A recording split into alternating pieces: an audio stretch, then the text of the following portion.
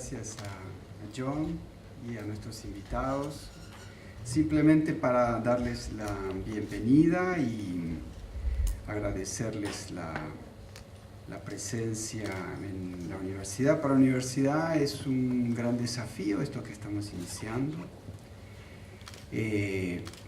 un gran desafío que tiene como en su corazón, digamos, en el núcleo de eso, la generosidad de John de aceptar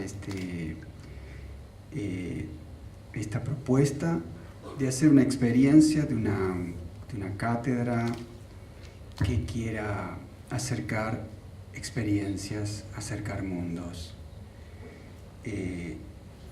Estamos convencidos que necesitamos conocer experiencias hermanas de países del sur.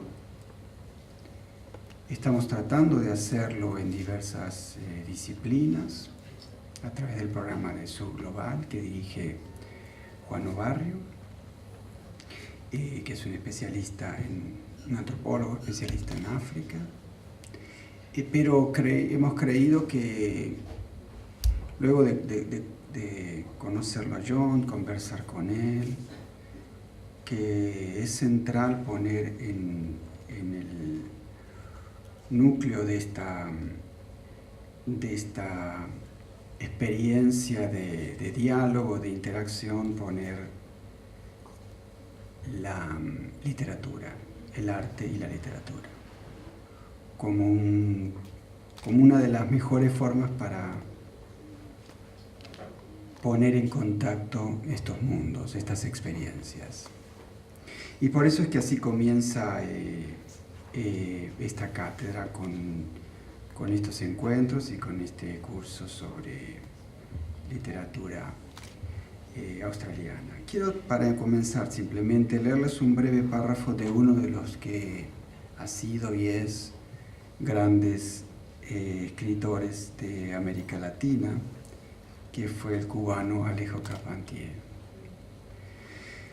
Y quiero leer un breve párrafo de una entrevista que le hicieron a él en enero del año 56, de 1956, donde él cuenta que piensa él del futuro y de la tarea de la literatura latinoamericana. Y me parece que esto es lo que nos ha movido a organizar esta cátedra, a promoverla. Dice Carpentier, le pregunta un periodista, ¿por qué escribe usted? Y Carpentier dice, aunque mi formación fue más musical que literaria, me he decidido, sin embargo, a escribir por una necesidad que respondía, sin duda, en mí a una vocación profunda. A la vez que me interesaba por el estudio del contrapunto y de la fuga, de una manera totalmente objetiva, la literatura me apasionaba por otras razones. Desde mi adolescencia siempre he tenido la sensación muy clara de que América Latina brindaba realidades nuevas, temas nuevos, conflictos, problemas, valores, que reclaman la presencia del novelista.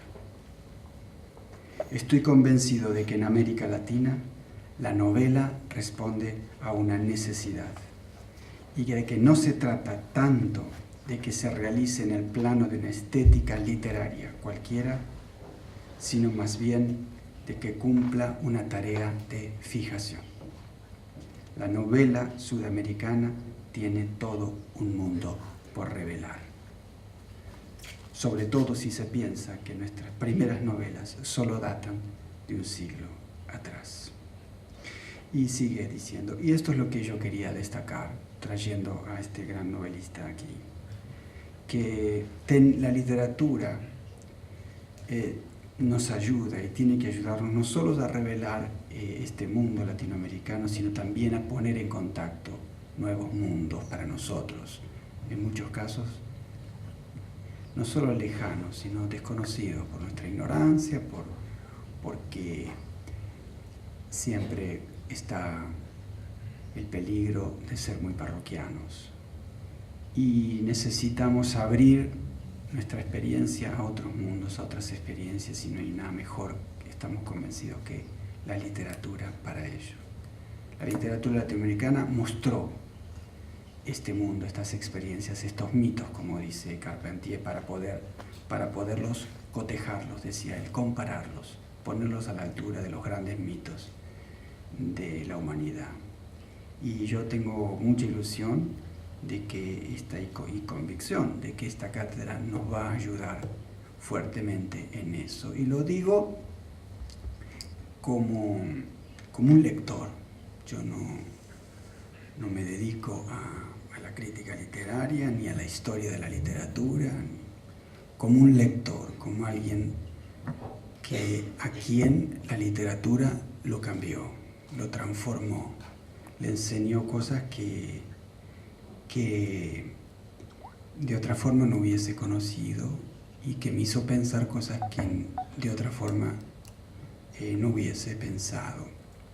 Como dice Oden, el poeta, hoy lo comentamos con unos chicos en el Instituto de Arte, que los personajes de las novelas y los autores de esas novelas ya forman parte de nuestra propia biografía, como John y su obra forman parte de mi propia biografía y seguramente de muchos de ustedes. Leer esa literatura, convivir con esos personajes, nos cambió, nos hizo distintos, ojalá mejores.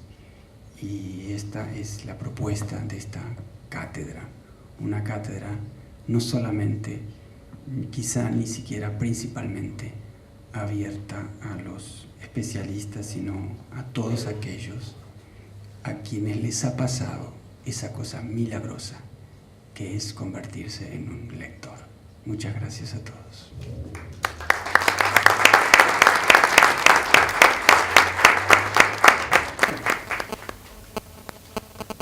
An invitation from Carlos to help with the birth of a new program in comparative literature.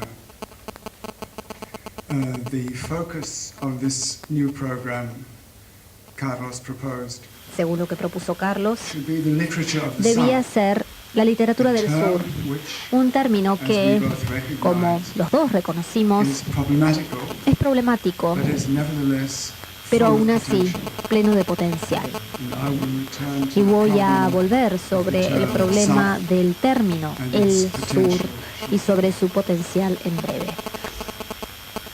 Since then, Desde entonces, planning has moved los swiftly. planes avanzaron rápidamente. Each year, Cada año, this university esta will be universidad launching va a series estar of seminars organizando on una serie de Australian seminarios sobre literatura in the australiana context of en el the global contexto South, del sur global y específicamente Australian literature sobre literatura read australiana against Argentina. leída en forma comparada contra la literatura argentina. Esta serie va a ser celebrada en abril de cada año. En septiembre de cada año también una serie paralela de seminarios será celebrada versando sobre la literatura de África del Sur, también leída en forma comparativa contra literatura argentina. Y yo voy a estar visitando la universidad en abril y septiembre de cada año para asistir con la presentación de estos seminarios. Estos seminarios deben ser presentados en español, pero lamentablemente eso no es posible. Serán presentados en inglés con traducción al español. Mis colegas y yo nos disculpan por nuestra incapacidad. Permítanme añadir, nuestros oídos están abiertos. Estamos aquí para enseñar, pero también estamos aquí para aprender. There are, it seems to me, A mí me parece que hay dos concepciones the South. en competencia del sur. The dominant conception La concepción dominante nos out of llega contemporary political de economy la economía and its política discourse contemporánea of y globalism. su discurso de This la conception globalización. Esta sets concepción the South, coloca al sur, the territory of the al oppressed and territorio exploited, de los oprimidos y los against explotados, the north, contra el the norte, territory of el global territorio capital. del capital global. In this paradigm, Según este paradigma, which takes the place of the paradigm que toma First World, Second World, el Third lugar World, del obsolete paradigma primer mundo, since segundo mundo, 1989. tercer mundo, obsoleto, por cierto, desde 1989. África y Latinoamérica pertenecen al along sur, with most of Asia, conjuntamente con la but mayor not parte de Japan. Asia, excluyendo Japón. However, Sin embargo, Australia, Australia, the seventh continent, el séptimo lying continente, wholly south of the que equator, se extiende completamente al belongs to sur the del north, Ecuador, pertenece al along norte, with North junto America, con Norteamérica, that is North America, es north of the decir, Rio Grande. al norte del Río And Grande most of Europe. y la mayor parte de Europa. In other words, En otras palabras, this is a esta north-south division es una división that norte-sur pays little attention to que geography. presta muy poca atención is a la much more geografía, interested in que está power mucho más relations and interesada specifically en las relaciones de in poder economic y más power específicamente en las relations. relaciones de poder económico. The other conception of the La otra South concepción del is what sur I call es mythic. la que yo denomino Africa mítica. was the África first locus fue el of primer this sitio mythic de South, este sur mítico, a continent of un continente savage peoples, de poblaciones salvajes, bizarre de animals, animales extraños and huge y de unexploited wealth. una enorme riqueza sin Then, explorar.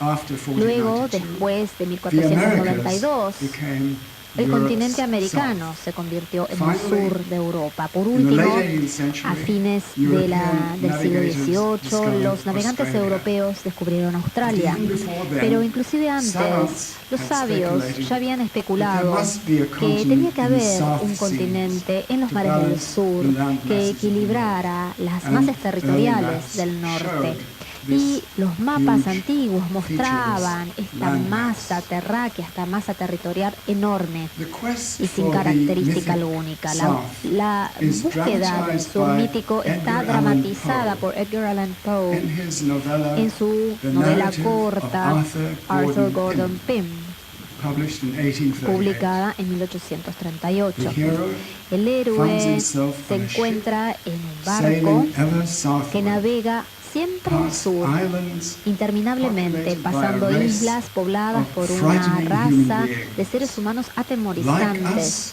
in iguales every que nosotros respect, en todos los except that aspectos, they have a excepción black de que teeth tienen dientes and negros presumably y presumiblemente black bones. huesos negros. sailing towards a Y este vast, barco navega all-engulfing hacia una maelstrom vorágine vasta that que todo marks lo devora the y que the marca heart of the South. el corazón del sur. Poe's novella La novela can corta de stand for a Poe huge puede body of representar literature todo un corpus written by the literario North escrito about the South, por el norte in acerca del which sur, the South en donde el sur becomes se a transforma locus un onto which en all un kinds sitio of fantasies can be en donde se projected. pueden proyectar todo tipo de fantasías. Not only in No its solamente fantasy literature, en su literatura in which we can fantástica, en la cual podemos much of what incluir presents itself gran as parte de travel lo que se writing, presenta a sí mismo but como also in relatos its de viaje, social science sino literature, también en su particularly literatura its referida a las ciencias ethnology sociales, particularmente and su anthropology. etnología y su The South antropología. acts El sur as the other actúa, of the funciona North. como el otro del norte. One of the things Una de I las hope we cosas will achieve que espero que in this nosotros course logremos en este curso is to give es just darle recognition un reconocimiento to a justo southern a literature una of the literatura South. A literature austral that del sur, ignores una the literatura gaze que of the ignora North la mirada del norte and y que sees the ve al South sur as home como rather than el propio as hogar y no some como place that one briefly visits. un lugar que uno visita por un breve More tiempo. broadly, Más ampliamente, I hope we can begin espero que to podamos see the empezar South a ver el through sur southern a través de eyes, ojos australes, rather than en seeing lugar the de ver South al sur through northern a través eyes de as ojos the other of the North. del norte como el otro del norte. This is not as easy to Esto achieve no es tan as fácil de may lograr at first como puede seem. parecer a primera vista. En los casos tanto de Latinoamérica como de Australia, y quizás más marcadamente en Australia, la mirada de las metrópolis boreales tiene un peso muy fuerte. ¿Cómo piensan de nosotros en Londres o Madrid? Nuestros libros, nuestra música, nuestras obras de arte, ¿cumplen con sus normas? ¿O ellos se ríen secretamente de nosotros como si fuéramos pajueranos rústicos? ¿Quiénes somos nosotros? Es un tema recurrente en la literatura australiana. ¿Somos acaso europeos trasplantados que viven bajo cielos ajenos? ¿O somos acaso una nueva raza de hombres y mujeres? La bandera australiana, desde un punto de vista estético, una de las banderas peor diseñadas de todo el mundo, expresa esta cuestión muy a las claras. En una esquina, la bandera de la potencia colonizante, Gran Bretaña, y el resto de la bandera, un cielo azul oscuro y la constelación de la Cruz del Sur que reina sobre este continente ubicado en las antípodas. Incluso hoy en día, en el siglo XXI, los artistas australianos sufren la presión de tener que probarse a sí mismos internacionalmente. Ese es el término que se usa, internacionalmente, lo cual en la práctica significa probar su talento según las normas del norte. Para los escritores, el norte es igual a las metrópolis gemelas de Londres y Nueva York, los centros de las editoriales del mundo anglófono. Mi impresión es que Madrid importa menos para Latinoamérica que lo que importa Londres para los australianos. Sin embargo, yo sé que las grandes editoriales de Madrid y de Barcelona tienen una enorme influencia en lo que ocurre en la literatura de Latinoamérica. Ya dije suficiente por el día de hoy. Ahora le voy a pasar la palabra a mi colega Nicholas Jose, que va a conducir el seminario del día de hoy. El profesor Jose es un distinguido escritor cuya novela Original Face, Rostro Original, pronto va a estar disponible en su traducción al español a cargo de la editorial de la Universidad de la USAM. También es editor de una antología muy utilizada de literatura australiana y además es profesor de escritura creativa. Mientras, ya que estoy haciendo diferentes presentaciones, también me gustaría presentar a mi otra colega, Gail Jones, también distinguida novelista. Su novela 5 campanas, Five Bells, también va a estar disponible pronto en su traducción al español. También es una distinguida académica. Estoy seguro de que hablo en nombre de los profesores Jose y Jones cuando digo lo contentos que estamos de estar acá y cuánto estamos a la espera de explorar la literatura del sur con nuestros alumnos. Gracias.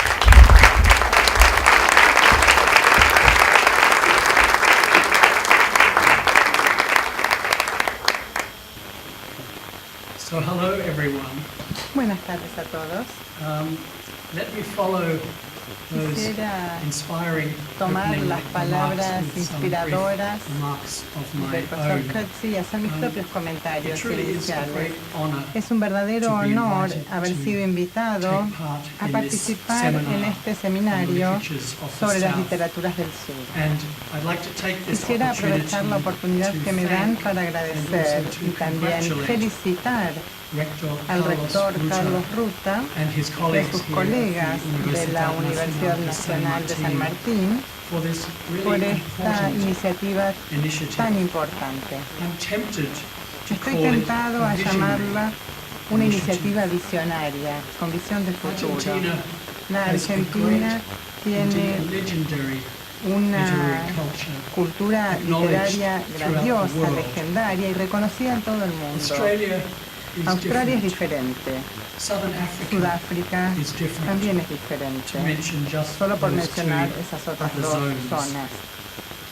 direct channels of Los literary canales directos relations de las relaciones between these literarias cultural entre spaces estos espacios have culturales barely existed apenas existieron until hasta now, ahora, when we, cuando visiting from nosotros, Australia, al have venir been de visita invited desde Australia, by you here fuimos in invitados Buenos por Aires ustedes aquí en Buenos Aires under the inspiration con la of inspiración John Coetzee de John Coetzee to enter a new para conversation participar en una nueva conversación our respective acerca de literature. nuestras literaturas respectivas, to take this new perspective, tomando esta nueva which perspectiva, is also a que very old también perspective es una muy vieja of perspectiva, the South. la perspectiva del sur.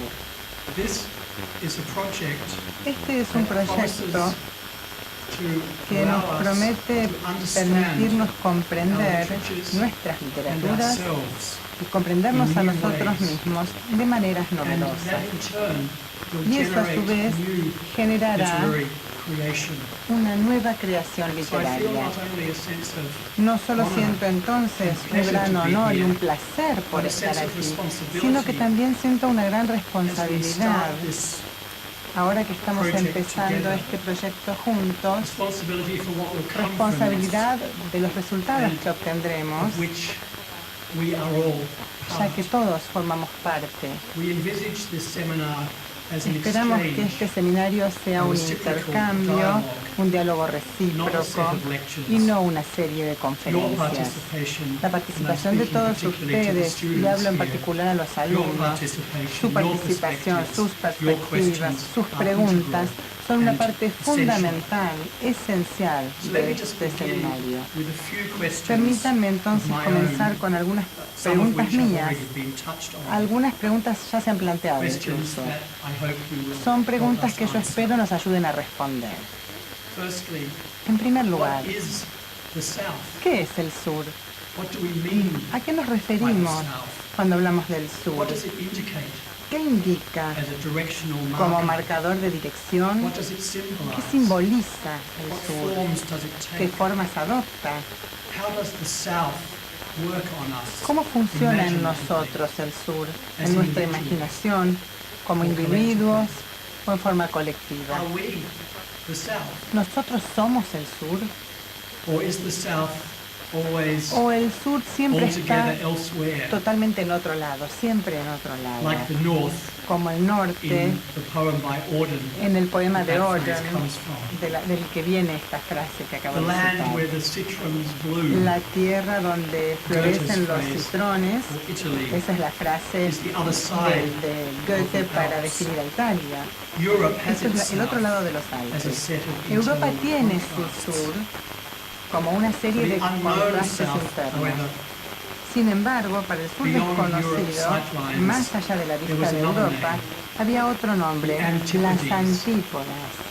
suggesting Esto the sugería other side of la the otra world, punta del mundo, el otro the lado world del upside mundo, down, el mundo de a patas place para arriba, beneath the feet. un lugar por encima de los pies. This Antipodes Estas came to be antípodas known as the pasaron a Great ser conocidas South como Land, la Terra Terra Australis, la Australis gran tierra del sur, incognita, desconocida. unknown.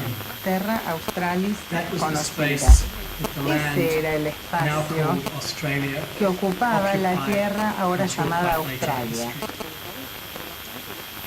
But before I go on, Antes de continuar, permítanme presentarme.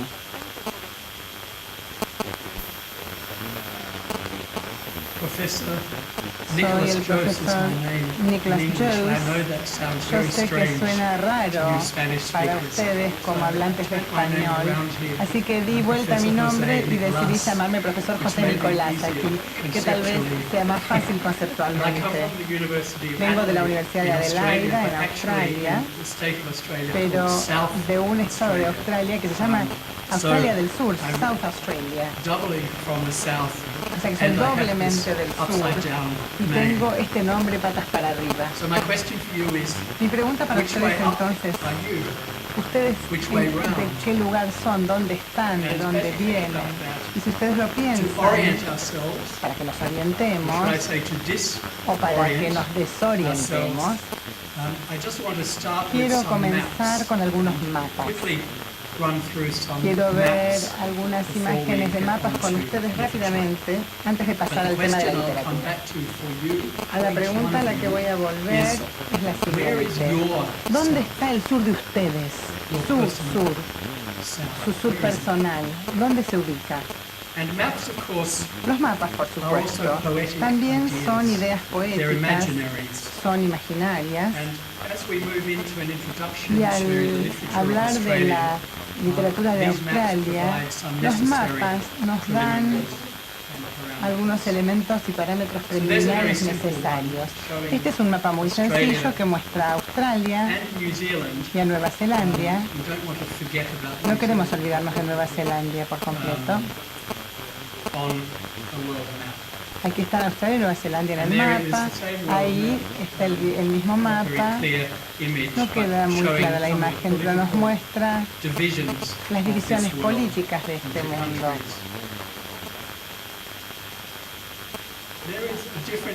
Aquí tenemos un mapa distinto que muestra el Polo Sur, la Antártida y una relación distinta entre América del Sur y Australia y sin duda el África.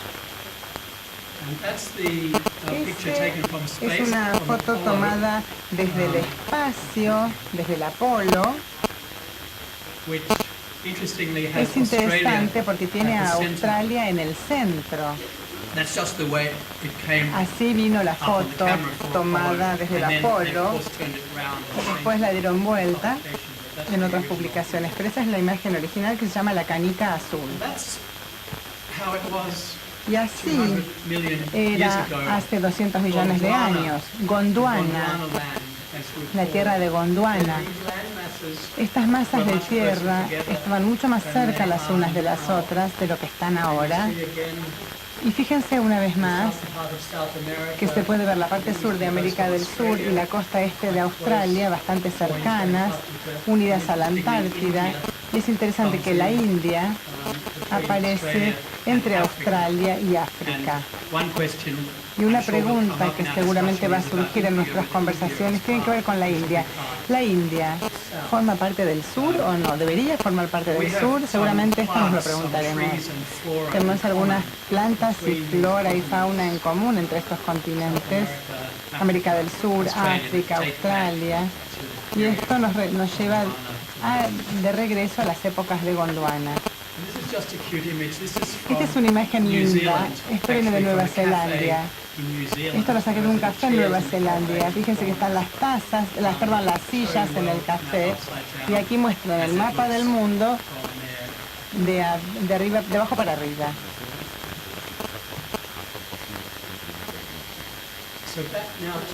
Ahora volvemos al año 1627. Aquí tenemos un mapa nuevo y preciso del mundo. Tal vez no alcancen a leerlo, pero aquí dice la Tierra Sur desconocida, que finalmente se convirtió en Australia. Terra Australis Incognita. Y para comparar, este es un mapa del mundo, es un mapa chino del siglo XV. Los chinos también tenían esta idea del self, de una masa desconocida de tierra. En este mapa es esta. Esto no es Australia. Esto es Borneo o Filipinas, no estoy seguro, algo de eso.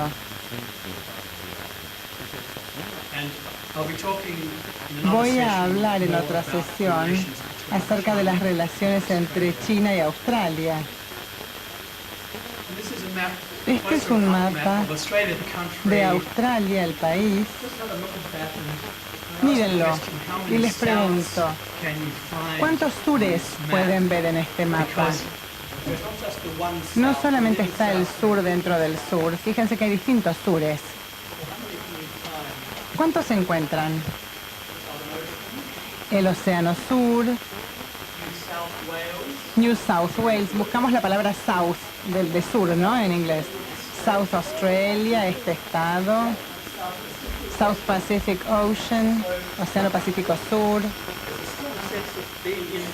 Está quedando claro que estamos en el sur, ¿no? Se siente claramente.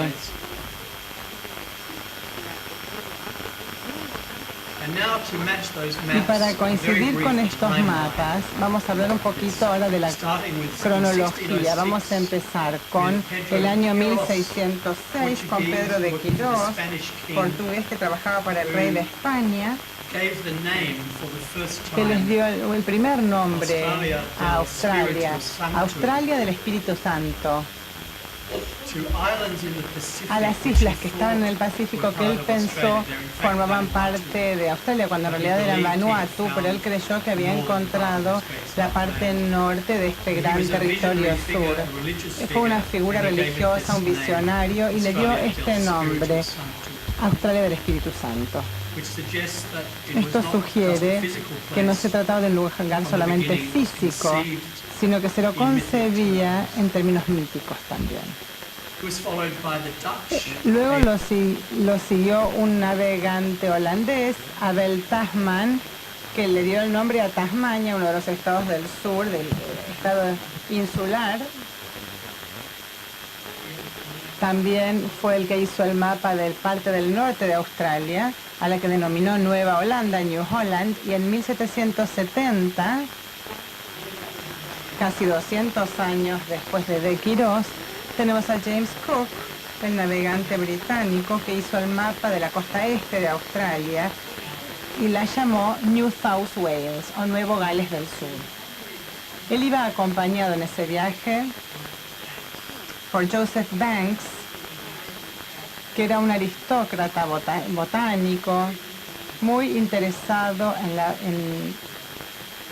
en todo lo que tuviera que ver con la botánica, y también fue el arquitecto de la instalación británica en Australia, de los asentamientos británicos en Australia.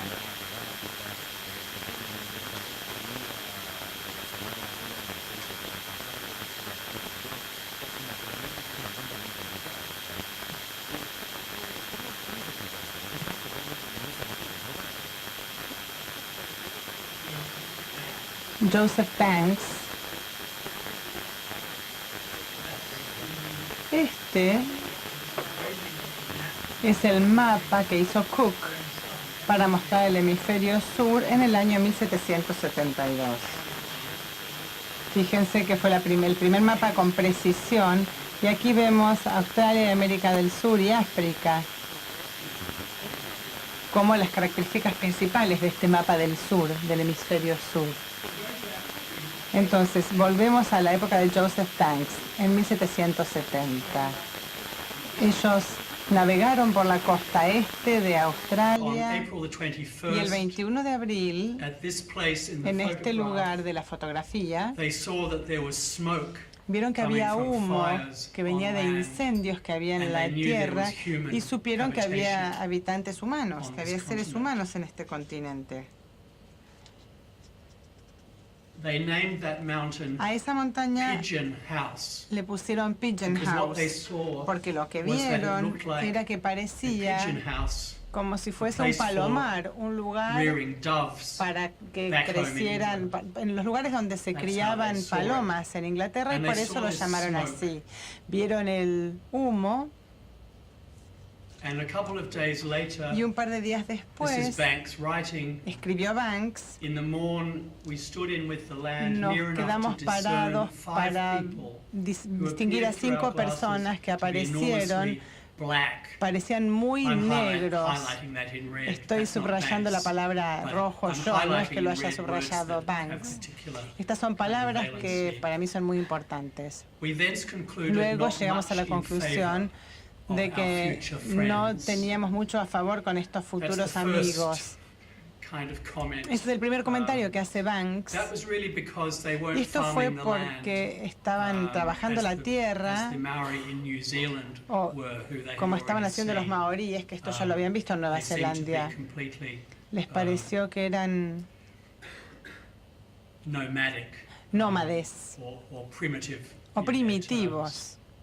Pero luego sigue escribiendo y cuando llegan a Botany Bay es una bahía que está justo al sur de Sydney.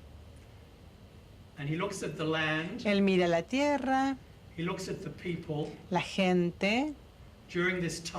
Durante esta época, algunos de los indios, los llama indios ahora, que no habían seguido el barco, se quedaron en las rocas frente al buque, amenazando con sus espadas, dos en particular que estaban pintados de blanco.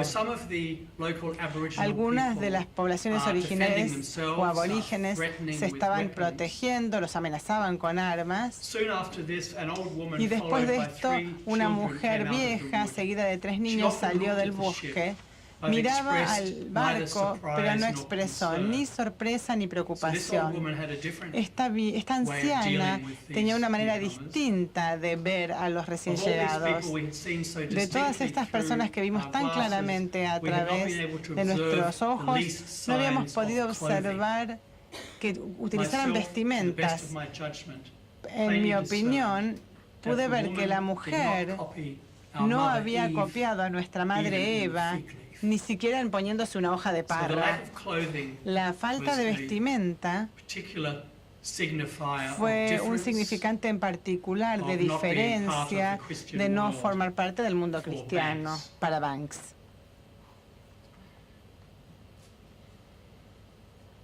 What did Banks see? ¿Qué vio Banks? Esto es lo que vio.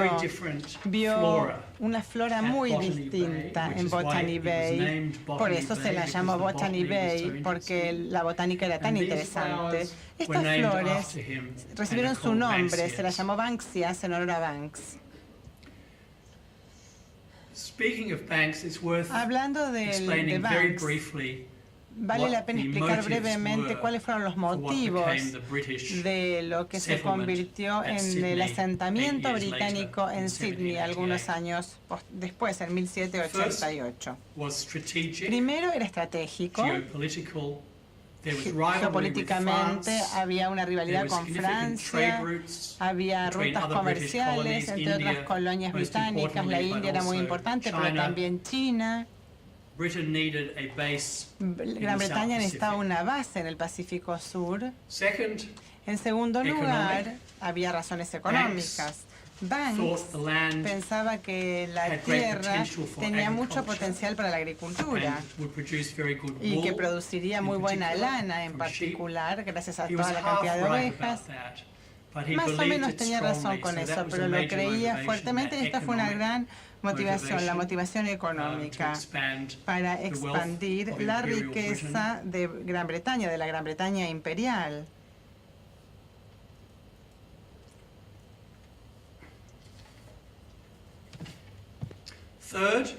En tercer lugar,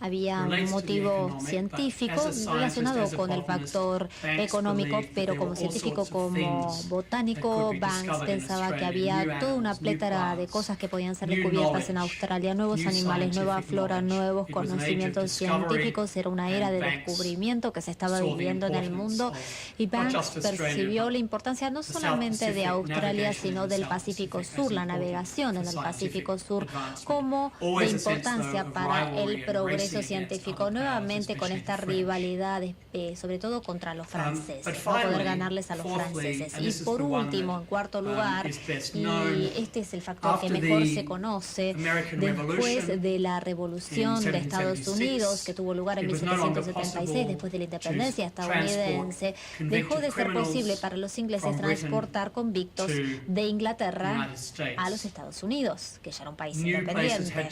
Era necesario encontrar nuevos lugares para poder enviar a los criminales, a la población excedente de criminales de Gran Bretaña, en una época en la que la ley británica era extremadamente dura, a la gente se la condenaba a la cárcel por delitos tanto menores como mayores, las prisiones estaban superpobladas y Sydney, la ciudad de Sydney, ofrecía un lugar para una nueva colonia y la mano de obra de los convictos ideal para desarrollar esta colonia, y eso fue exactamente lo lo que ocurrió. Pero no se olviden de que Australia estaba poblada por aborígenes en ese momento, estamos hablando de 1770, más o menos 2 millones se cree, aborígenes que hablaban lenguas muy diferentes, que pertenecían a pueblos, a naciones muy diferentes. Se planteó muy convenientemente la idea de que Australia no estaba ocupada por nadie. Esta doctrina se llamaba Terra Nullius porque estos aborígenes no eran considerados como dueños de una civilización lo suficientemente avanzada como para poder negociar en términos políticos un tratado. Entonces, muy convenientemente se la denominó Terra Nullius a Australia, y de esa manera los británicos se sintieron con todo el derecho de ocuparla sin tener que pedirle permiso a nadie. ¿Qué fue lo que vieron los aborígenes? Ellos vieron a Banks, se fijaron en todos estos recién llegados, vieron todas estas naves, estos barcos. Nosotros, esta es una imagen de un contexto diferente, pero nos muestra que desde ya muy al principio, ya desde el siglo XVI, los aborígenes del norte de Australia ya estaban bastante acostumbrados a la llegada de gente que venía en barcos atravesando el océano. Esto del barco, por ejemplo, les llegaba de Malasia, y esta es una pintura de lo que representaban estos barcos para estos aborígenes. Ellos también tenían una idea de la Cruz del Sur, mencionada por John en el contexto de la bandera australiana. Ellos utilizaban la Cruz del Sur para navegar también, los aborígenes. Y esta es otra imagen proveniente también del norte de Australia, que nos muestra la interpretación de estos pueblos de la Cruz del Sur. Es como un grupo de carpas que están siendo, de anguilas que están siendo perseguidas por un tiburón. Las diferentes estrellas de la Cruz del Sur representadas o bien por las anguilas o bien por el tiburón. Y bueno, hablando de estas ideas de llegada, descubrimiento, siempre hay otra cara de esta moneda, siempre hay otro lado de esta historia que es importante recordar. Pero retrotrayéndonos un poquito a la colonia penal de Sydney, hay algunos datos concretos. El primer gobernador, Arthur Phillip, llegó con la primera flota de 11 barcos, alzó la bandera británica en Sydney Cove, una ensenada, en el año 1700, 751 convictos y sus hijos desembarcaron junto con 252 marinos y sus familias de la colonia de Nueva Gales del Sur. Fue oficialmente una colonia penal entre 1788 y 1823. Muchos convictos eran mujeres. Y otras colonias penales también fueron fundadas en todo el país, más o menos para esa época.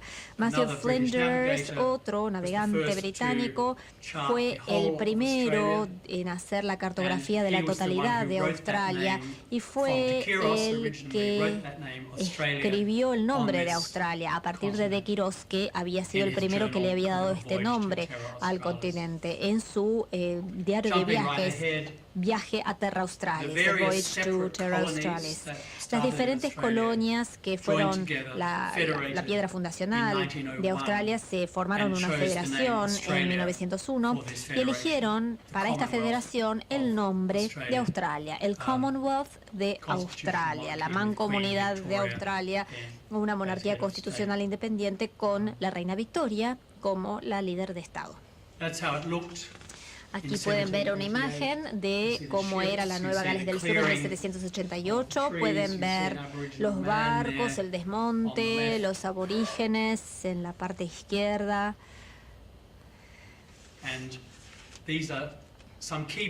Estos son algunos personajes clave de la historia. El gobernador Arthur Phillip, el aborigen Bennelong, un hombre de Sydney que actuaba como su intérprete, era el intermediario con los locales, y Mary Ribey, que fue una de las convictas, de hecho transportada. Ella había robado un caballo y bueno, después de haber sido convicta, de todas maneras se transformó en una de las mujeres de negocios más exitosa de Sydney. Bueno, de alguna manera se transformó en una de las primeras banqueras o uno de los primeros banqueros de su época. De hecho, su rostro figura en uno de nuestros billetes. Y bueno, simplemente me gustaría cerrar este segmento mostrándoles un videito de YouTube. Es una canción que se llama Jim Jones to Botany Bay. Cuenta la historia de uno de estos convictos. Y vamos a concluir esta parte de la presentación sugiriéndoles que aparte de todas estas personas que llegaban a Australia a fines del siglo XVIII, principios del siglo XIX, muchas de las ideas, actitudes y las formas culturales de fines del siglo XVIII en Europa y especialmente de Gran Bretaña de fines del siglo XVIII, llegaron a Australia con ellos también. Había una imprenta, por ejemplo, a bordo de la primera flota, y los diarios, los poemas, los diarios de viaje, las cartas, los relatos documentales empezaron a ser escritos en el estilo de esa época, y ustedes ya vieron un poco de cómo escribía Joseph Banks, y bueno, pueden ver el estilo del siglo XVIII muy plasmado en la prosa. Este navegante, muy elegante, con mucho afán de precisión, con mucho afán de ser científico, pero al mismo tiempo estaba la literatura popular, las canciones folclóricas y populares, las baladas, las obras de teatro que se representaban. Entonces, bueno, con esta invasión también viene la literatura, también llega la literatura, y este es un ejemplo. Esta canción dura unos pocos minutos. Si necesitan salir, este es el momento en que pueden salir, porque después yo lo que voy a tratar de hacer es que los alumnos del seminario se sienten más adelante en la clase, en las primeras hileras del aula, pero bueno, mis colegas de UNSAM han trabajado muchísimo para que este video funcione, así que bueno, ahora ha llegado el momento de disfrutarlo.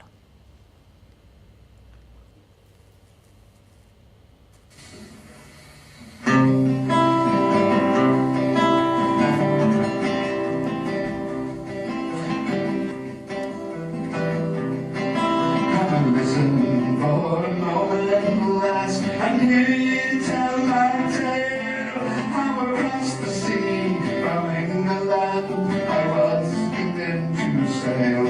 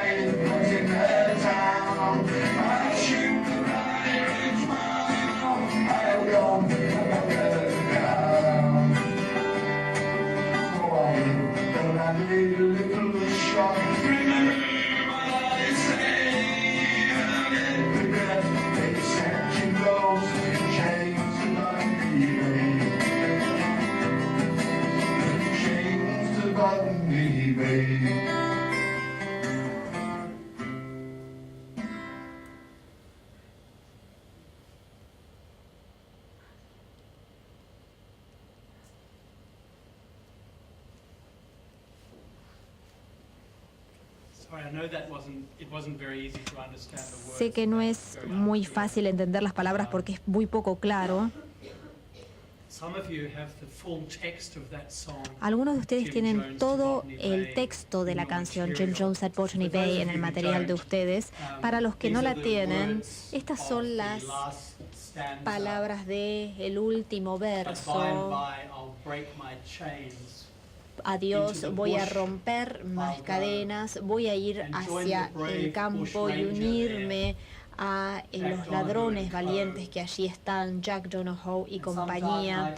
Y en alguna noche oscura, cuando todo esté en silencio en la ciudad, mataré a los tiranos uno por uno y voy a eliminar a los que blandieron el látigo y le voy a dar un sacudón a la ley. Recuerden lo que digo, van a lamentar haber enviado a Jim Jones encadenado a Botany Bay.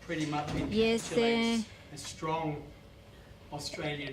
esto realmente nos representa un mito australiano muy fuerte. Pueden reconocer lo irlandés del nombre Jack Donohoe. Recuerden que muchos de estos convictos y muchas personas que llegaron a Australia en circunstancias muy difíciles eran irlandeses.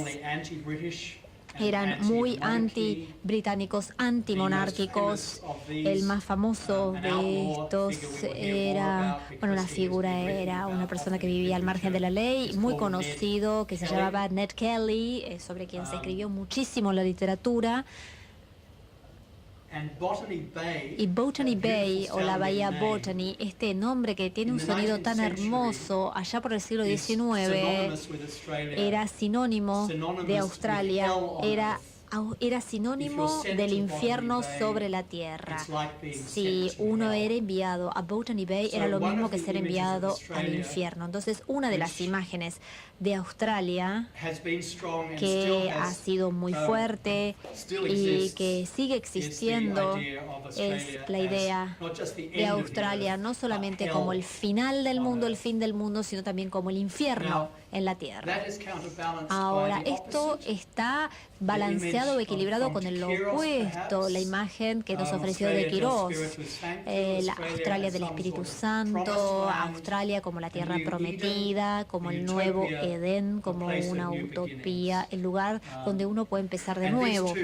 Y estas dos imágenes se interrelacionan a lo largo de la literatura australiana y el pensar australiano, y siguen estando las dos presentes hoy en día. Ahora me gustaría que volviéramos a mi presentación.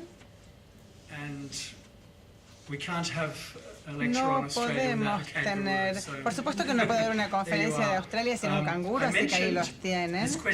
Yo mencioné la cuestión de las formas literarias y uno de ustedes tomó esto. Mencionó esto de que venían en el barco. En algunos sentidos la narrativa ya estaba, usted lo sugirió. No estoy completamente de acuerdo con eso. Creo que había una especie de bosquejo de la narración, pero nosotros inmediatamente se reinterpretó y fue discutido por el lugar, por las circunstancias. Y este poema casi cómico de un hombre con un nombre claro, Baron Field, publicado en el primer libro de poesía publicado en Australia en 1819, se llama First Fruits of Australian Poetry, algo así, los primeros frutos de la poesía australiana, o sea que vuelve a haber una conexión entre la botánica y la expresión creativa. Se llama The Kangaroo, el canguro, por supuesto es una oda al canguro, toma la forma de una oda, rima con versos formales. Pueden ver que Baron Field era un amigo de Charles Lamb. Ustedes conocerán a este escritor contemporáneo de John Keats. Charles Lamb y Baron Field se escribían cartas entre ellos, de Australia a Londres. Baron Field estaba orgulloso de su poema. Esto es de la última parte. Describirte es difícil. Fue difícil describir al canguro. Nunca habían visto algo similar. Porque de alguna manera anómalo, esa es la palabra que yo resalto, anómalo. No tiene un nombre esta cosa. Este era un problema fundamental para los escritores australianos. ¿Qué nombres darles a las cosas? Porque anómalo, sin embargo no incongruente, aunque es tan extraño, no tiene nada de malo. Tiene su propia armonía. Es congruente de alguna manera. No se puede enmendar. Esto no es un error que haya que corregir. Este animal no lo es, no. Eres como arte, lo que sea que eres, esta cosa, lo que sea, esta es la mejor manera que podría ser. Esta adición a la creación es algo bueno. Y las últimas líneas, existen los patos negros o los cisnes negros de Australia, que son más raros. Vamos a escuchar más sobre estos animales en la escritura australiana. Y también es cierto, ¿saben lo que es un duck mole aquí? ¿Saben que duck es un pato? ¿Saben lo que es mole? Pero ¿saben lo que es un duck mole? ¿Se imaginan? ¿Pueden adivinar? Ahora tiene un nombre distinto, duck mole. Platypus. The duck-billed platypus. Aquí lo pueden ver cuando aparecen en los museos. Dice, al hablar del canguro, dice, sigue siendo la gloria de esta tierra, el trabajo más feliz de las manos más finas. Entonces, Dios o algún poder, alguien con poder ha creado esta cosa, el ornitorrinco, el canguro. Como verán, es un poema positivo acerca del canguro. Por supuesto, él no fue el primero en admirar o revelar al canguro. Los aborígenes lo habían hecho durante miles y miles de años. Y ahí tenemos un canguro que esto se puede ver cerca de Sydney hoy en día. Está excavado en la piedra y tiene probablemente varios miles de años. Esa forma del canguro, como pueden ver, es la que se puede ver cerca de Sydney.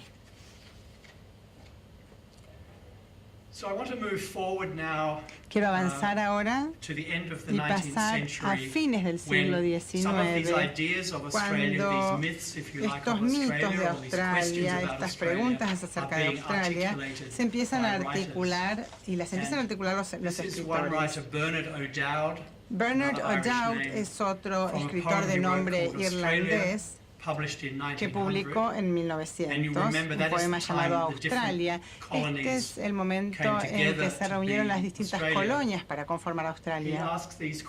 Él pregunta lo siguiente. La última cosa del mar que ve el navegante del espacio. Una de las ideas de Australia que sigue siendo cierta es que es el último lugar. El último lugar que se descubrió, el continente más nuevo, aunque también sea el más viejo, el más antiguo.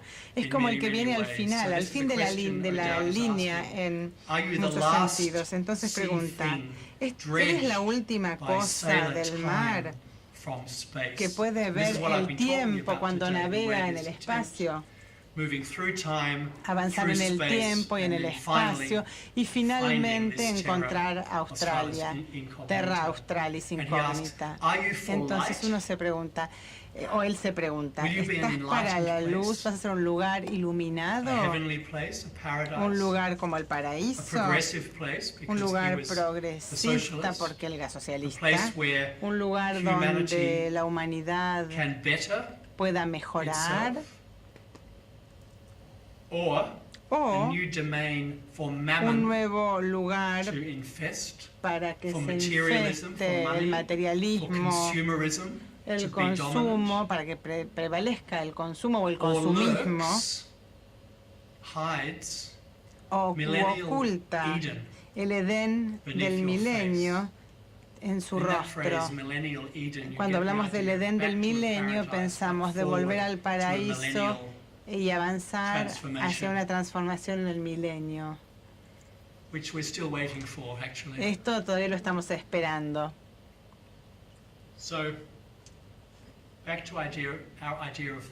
Volvemos a la idea del sur, a nuestra idea del sur. Tengo un amigo argentino en Adelaida y al que le tengo que agradecer que me haya dado esto. El sur también existe. Ustedes se ríen porque saben de dónde viene esto. Nosotros no lo decimos en Australia, pero lo sentimos. El sur también existe.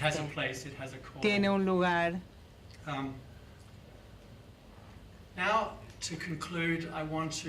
Ahora, para terminar, quisiera que viéramos algunos poemas en particular que toman estas ideas en forma creativa y con mucha imaginación.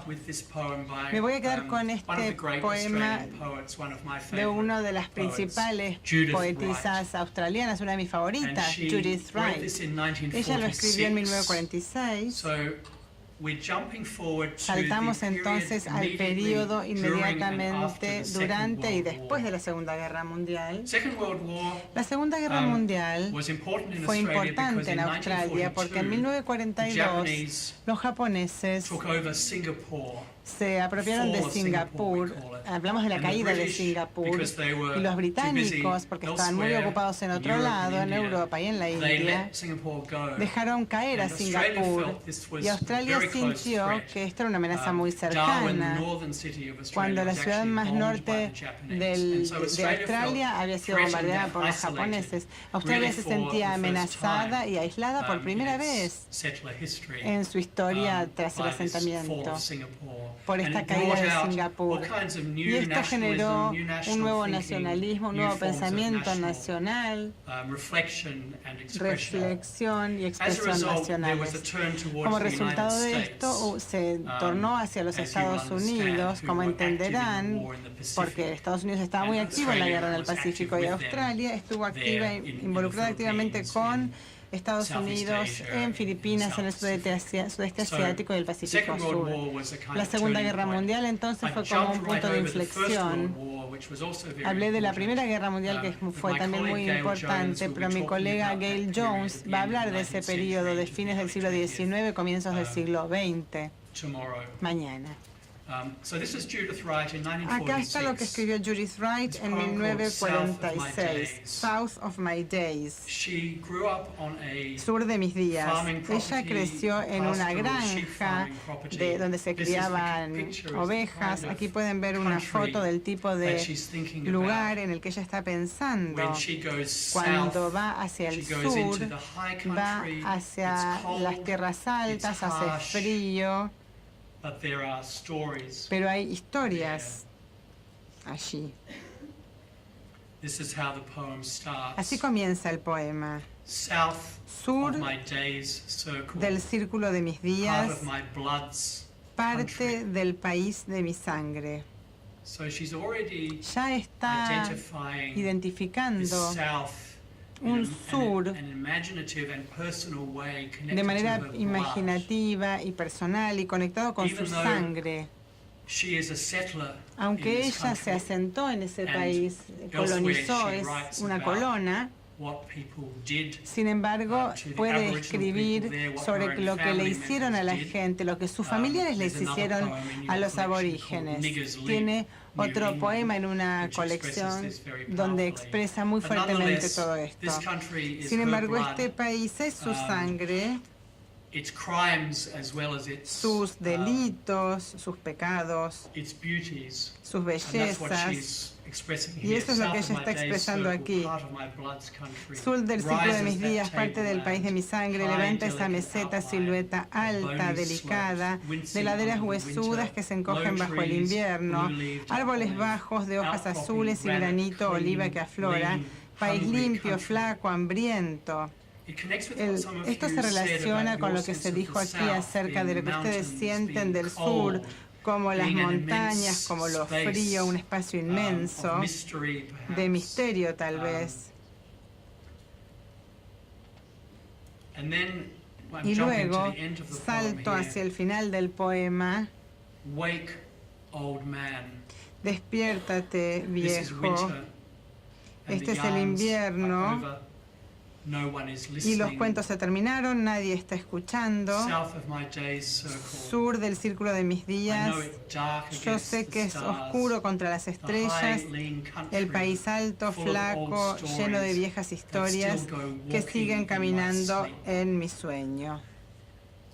En sus sueños, en sus pesadillas incluso, ella se siente como encantada por los fantasmas de este país, de este sur, que está en su sangre. Es invierno, son historias, se cuentan historias, se reconocen los recuerdos durante la noche, que podrían no recordarse durante el día. Es un espacio imaginario. Y si volvemos a la idea de que el sur siempre está contra algo, contra el norte, creo que aquí en Judith Wright vemos que su sur es algo que está contra parte de las narrativas dominantes de Australia, las más positivas. Las del canguro, que es la mejor de todas las criaturas. Es un poema conmovedor, porque ella reinterpreta la historia pionera para nosotros. ¿Alguien tiene algo que decir? ¿Se les ocurre alguna idea, alguna observación? Sobre todo los alumnos, no sean tímidos. Si quieren intervenir, creo que pueden leer todo el poema, todo el texto, porque lo tienen en sus textos y además tienen la traducción al español de todos los poemas.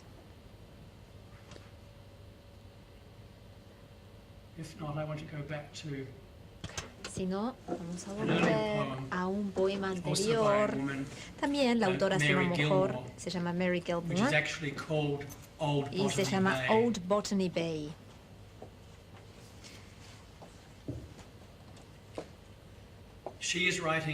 Ella escribe justamente una vez terminada la Primera Guerra Mundial y mira hacia atrás y piensa en el nacimiento de la nación. Y su narración también toma la forma de un narrador que es un viejo y que está hablando. Botany Bay o la Bahía Botany ahora está personificada. Y ustedes pueden ver que la forma del verso es bastante simple, que la métrica es muy simple, muy tradicional. Estrofas de 4 versos. Con rima. Entonces, bueno, ella está escribiendo con la misma tradición o siguiendo la tradición de los poemas folclóricos. Y bueno, este es su poema Old Botany Bay, Vieja Bahía Botany. Yo estoy viejo, Bahía Botany. Y ustedes pueden pensar en Australia como un país joven, así en general nunca se lo describe, pero bueno, también está muy fuerte esta presencia de la edad, de la antigüedad. Ya estoy viejo, Bahía Botany, duro en las articulaciones, poco que decir. Yo soy el que abrió el camino por el que tú tal vez camines cómodo hoy en día. Soy el preso enviado al infierno para hacer del desierto un aljibe vivo. Yo aguanté el calor, quemé la huella surcada y sangrienta sobre mi espalda. Yo partí la piedra, yo hice caer al árbol. La nación fue por mí solamente. Vieja Bahía Botany, que toma el sol día tras día. Vergüenza a la boca que niegue las manos nudosas que nos llevaron alto. Entonces, lo que está sugiriendo Mary Gilmore en la última parte del poema, esto puede provenir de una época en la que la gente se sentía avergonzada por sus orígenes de delincuentes. Ellos querían ocultar el verdadero origen de Australia, pero en este poema ella lo que trata de hacer es dar vuelta a todo esto y hacer que estos orígenes sean algo de lo cual sentirse orgulloso, esta transformación que cursó el país. Aquí tengo la traducción en español. Esto fue hecha por una colega mía de Adelaida que enseña historia latinoamericana.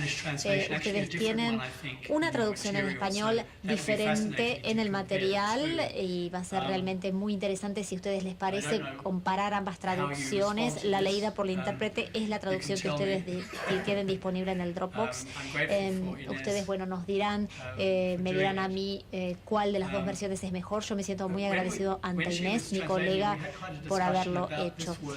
Cuando ella estaba haciendo la traducción, esta colega mía, Inés, discutimos bastante con respecto a este término, conscripto. Fui el conscripto en español, en la otra versión. ¿Qué significa conscripto en español? La otra versión dice preso solamente, no conscripto. Conscripto es un soldado. Por favor, al micrófono para posibilitar la interpretación. No tiene opción. El conscripto no tiene opción, otra opción que ser soldado. No es un soldado por elección, sino por obligación. Nosotros también teníamos la conscripción en Australia en varias oportunidades. Y bueno, en la época de la Primera Guerra Mundial hubo un debate político muy acalorado con respecto a si hacer que la conscripción fuera obligatoria o no. De hecho, quedó que la conscripción no iba a ser obligatoria, pero mucha gente se ofreció como voluntaria en esta guerra, pero en realidad sin muchas otras opciones. Era voluntario entre comillas. Si nos volvemos a la versión en inglés, Mary Gilmore, en vez de la palabra convict, diciendo que decir el criminal, ella está usando la palabra conscript, traducción literal conscripto, para sugerir que muchas de estas personas que estuvieron involucradas en el proyecto de la colonización de Australia estaban allí sin haber podido elegirlo. Obviamente el convicto sí era condenado y transportado, pero inclusive los soldados o los oficiales que tenían que cuidar a los convictos no tenían mucha otra opción o muchas otras opciones que hacer ese trabajo.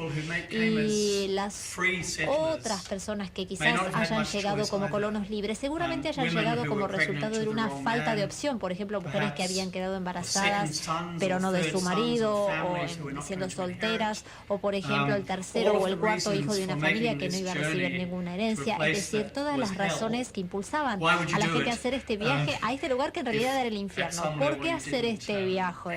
En definitiva, sí, era el infierno, era porque no había otra opción. Bueno, yo no sé mucho acerca de Argentina y cómo la gente se fue instalando en Argentina, pero se me ocurre que seguramente se puedan trazar algunos paralelos con respecto a las razones por las cuales mucha gente vino al país y el momento en el cual vinieron. Y seguramente hay anécdotas lindas y anécdotas no tan lindas, pero bueno, el resultado que da todo esto y que ha dado todo esto es una nación. Y esta literatura nos está ayudando a pensar en qué es lo que esto significa y qué sentimientos y qué experiencias humanas están involucrados en todo esto. Espero que ustedes le echen un vistazo al poema de Mary Gilmer y especialmente los alumnos piensen en la Bahía Botany, el sur y cómo estos conceptos evolucionan como idea. Estamos ya llegando al final. Un poema más. Este es de James Macaulay, mismo año 1946. En su imaginación, James Macaulay se remonta a los primeros exploradores, se remonta a De Quirós. De hecho, y en su idea de Australia, del Espíritu Santo, Macaulay era católico, de hecho, no solo católico, sino también creyente, y sobre todo, mucho más aún en los últimos años de su vida. Y este es un inicio muy interesante, en el cual él se remonta a la visión de De Quirós. Y la visión de De Quirós, la verdad hay que reconocerlo, era un poquito loca. Él en realidad había visionado un nuevo Jerusalén en este lugar que él había descubierto y que había llamado Australia. Y él estaba en el lugar equivocado, en el momento equivocado, pero realmente fue un visionario. Y así es como Macaulay transforma el miedo de Quirós, el cuento de Quirós, en un mito y en la expresión creativa de Australia. Viaja dentro de ti, sobre el océano de Fab. Es decir, ahora estamos dejando a un lado la geografía y estamos ingresando al interior, a un sur diferente. Viaja dentro de ti sobre el océano de fábula, el océano legendario, el océano imaginado, el océano del mito. Viaja dentro de ti sobre el océano de fábula y encontrarás ese continente del sur, la visión de De Quirós, su corazón hidalgo, y la mítica Australia, donde residen todas las cosas en su contraparte imaginada. Es como una visión platónica, ¿no? Y había como una idea de que todos los animales que vivían en el resto del mundo tenían su contraparte en Australia, los marsupiales. Entonces había una rata marsupial, había un oso marsupial, el koala, y bueno, estos son animales reales, no imaginados obviamente, pero uno no los puede pensar como una analogía con esta idea, con respecto a esta idea de Macaulay, de que todo en Australia necesita ser imaginado de una manera novedosa. Y los dos últimos versos son un ejemplo de cómo Macaulay quiere plasmar esto en referencia a una zona del norte de Australia que es muy calurosa. Las piras solitarias estáticas de amantes desconocidos sin forma por las llamas. Los amantes desconocidos sin forma con las flamas, con las llamas. El poema está proyectando esta imagen en el paisaje. ¿Saben a qué se está refiriendo él en este caso? De las flechas. Es muy sorprendente cuando uno lo ve. Están las piras solitarias en éxtasis de amantes desconocidos, ya sin rasgos por las llamas. Son montes de termitas. Son como hormigueros gigantescos, termiteros, por así decirlo, que están por todos lados en el norte de Australia. Son extremadamente altos, mucho más altos que yo, y son rojos. Es decir, que el poeta que había estado presente en esta parte de Australia haciendo el servicio militar durante la guerra, vio estas formaciones y las imaginó como amantes.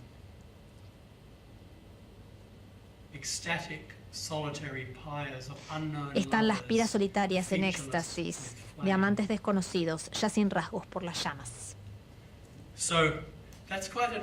Bueno, este es un ejemplo extremo, me parece a mí, del poder transformador de la imaginación y de la mitogenia, digamos, que está siendo expresada en Australia en este momento.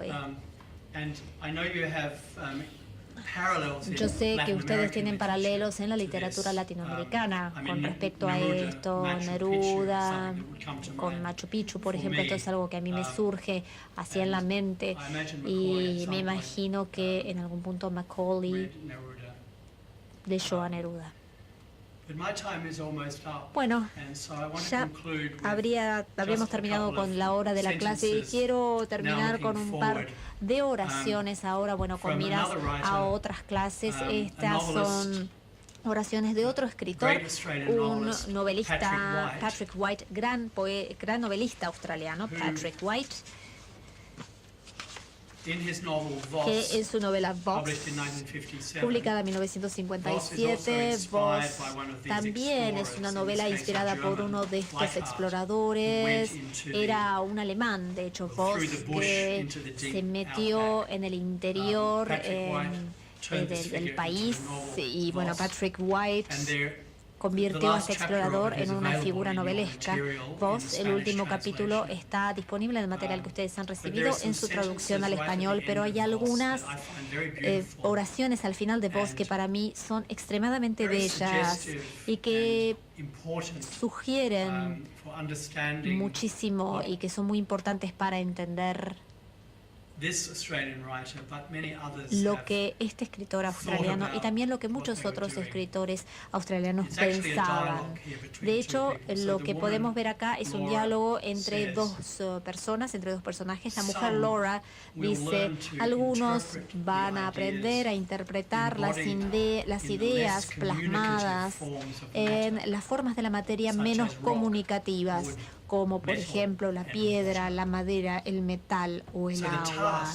Con lo cual, la tarea del artista creador o de todos nosotros como seres humanos es tratar de entender el lenguaje de la tierra, el lenguaje menos comunicativo del medio ambiente que nos circunda, de las cosas, de los animales, de las aves, de aquellas cosas que no tienen nombre, que no nos hablan, pero tratar de encontrar qué es lo que nos están diciendo para poder darles un lenguaje, para poder interpretarlos. Y este es la tarea de algunos pocos elegidos. Algunos van a aprender eso. Y luego, bueno, una vez dicha esto, viene la respuesta, porque la gente en ese momento, la gente estaba muy preocupada en la época de Patrick White de que estas grandes ideas de Australia nunca se iban a plasmar, nunca se iban a concretar, porque sus pobladores eran mediocres, porque no estaban interesados en estas cosas, porque estaban interesados en sus propias ambiciones, en sus propios egoísmos, en su forma de vida pajuerana, provinciana, en sus circunstancias acotadas, no tenían una capacidad de imaginación para concretar nada, y de repente le responde este hombre: nuestra mediocridad inherente como pueblo. Y yo creo, bueno, es toda la gente es mediocre, nosotros somos eso como seres humanos, somos por promedio, con algunas excepciones. Nuestra mediocridad inherente como pueblo, estoy confiado de que la mediocridad a la que él se refiere no es un estado final e irrevocable.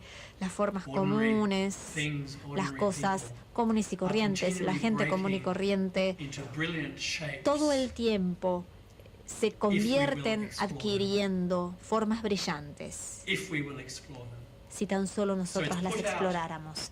Entonces, en esta gran novela épica, lo que se plantea es un desafío a los australianos de esa época, a la sociedad australiana, para que exploren estas cosas conmovedoras, misteriosas, difíciles, y convertirlas en algo brillante. Y para un escritor como White, por ejemplo, esa es la tarea de la literatura australiana. Y creo que eso también se plasmó con los que lo antecedieron y con muchos escritores que han escrito hoy en día. Entonces, bueno, me gustaría ir cerrando con esto. Yo sé que cubrimos muchísima información. Les pido disculpas por hablar demasiado. La idea no es dar cátedra, pero bueno, simplemente quería darles como un background background y creo que es útil tener algo de información para que ustedes más o menos se encuentren en el tiempo y espacio y tengan algunos parámetros. Muchísimas gracias por escucharme. Este es el seminario 1, la sesión 1 del seminario. ¿Tienen alguna pregunta o algún comentario? Si tienen alguna pregunta, yo he encantado, o inclusive respuestas u opiniones que ustedes tengan, yo he encantado de escucharlas. John. Could you use the word settler in relation to Judith Wright? I wonder if you could just say a few words about the conception of Les pido disculpas, creo que están hablando en inglés, pero de verdad que no escuchamos nada desde aquí.